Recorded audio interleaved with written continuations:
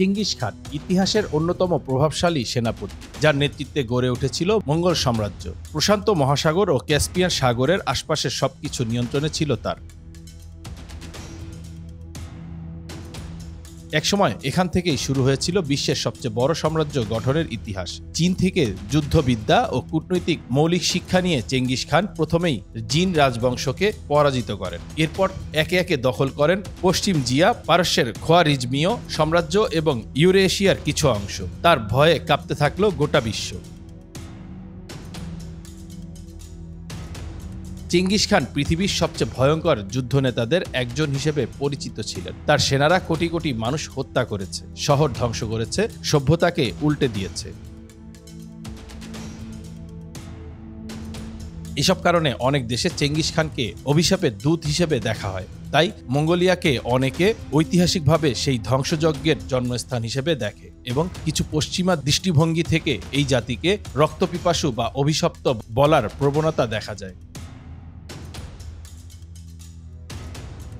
আজ মঙ্গোলিয়ান জাতির সেই গর্বের জন্মভূমি প্রায় জনমানব শূন্য, শূন্যতার দেশ। বিস্তীর্ণ তৃণভূমি আর মরুভূমির মাঝে আজও বয়ে যায় ইতিহাসের ধ্বনি, কিন্তু মানুষ নেই, উন্নয়ন নেই। মঙ্গোলিয়া এশিয়ার হৃদয়ভূমিতে অবস্থিত এক দেশ। এর পশ্চিমে কাজাখস্তান, উত্তরে রাশিয়া আর দক্ষিণে বিশাল প্রতিবেশী চীন। আয়তনে প্রায় 15 লক্ষ বর্গমিটার, কিন্তু বাসিন্দা মাত্র 35 লাখের মতো। পৃথিবীর সবচেয়ে কম জনঘনত্বের দেশগুলোর একটি। এর প্রধান কারণ এর ভৌগোলিক বৈশিষ্ট্য। দেশের 1/3 অঞ্চল জুড়ে রয়েছে গভীর মরুভূমি।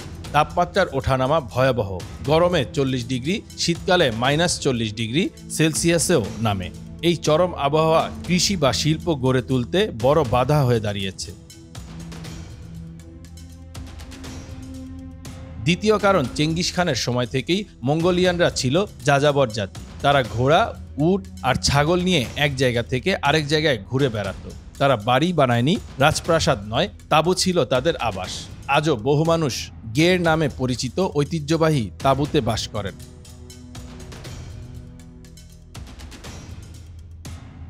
এই যাযাবর জীবনধারা তাদের কখনোই স্থায়ী শহর গড়ে তুলতে উৎসাহ দেয়নি। ফলে দেশের অধিকাংশ অংশে এখনও অবকাঠামো উন্নয়নের অভাব রয়েছে। শহর বলতে প্রধান রাজধানী উলানবাটর, যেখানে প্রায় অর্ধেক জনসংখ্যা বাস করে।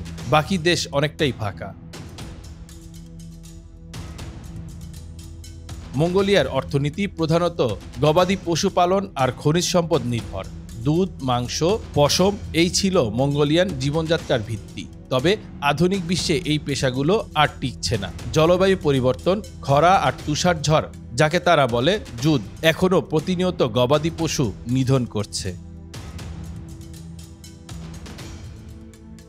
অন্যদিকে খনিজ সম্পদে ভরপুর দেশটি হয়ে উঠেছে বিদেশি কোম্পানির লক্ষ্যবস্তু। খনির ব্যবসা চীন ও অস্ট্রেলিয়ান কোম্পানির হাতে চলে যাচ্ছে।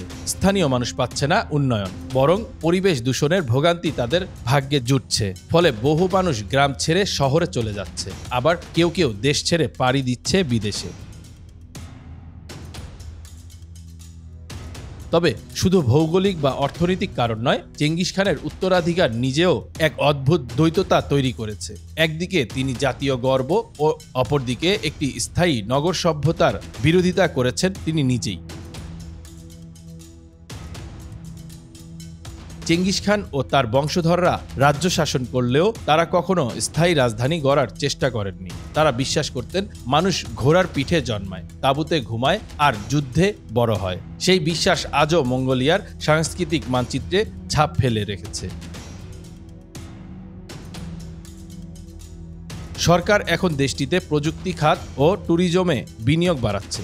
বহু বিদেশি চেঙ্গিস খানের স্মৃতি দেখতে আসেন। তার মূর্তি, যাত্রাপথ, যুদ্ধক্ষেত্র সবই এখন পর্যটনের অংশ। তবুও উন্নয়নের রাস্তা কঠিন, কারণ দেশের অর্ধেকটাই জনবসতিহীন এবং কঠিন পরিবেশে ঘেরা। বাংলা খবর 52 নিউজ ডেস্ক।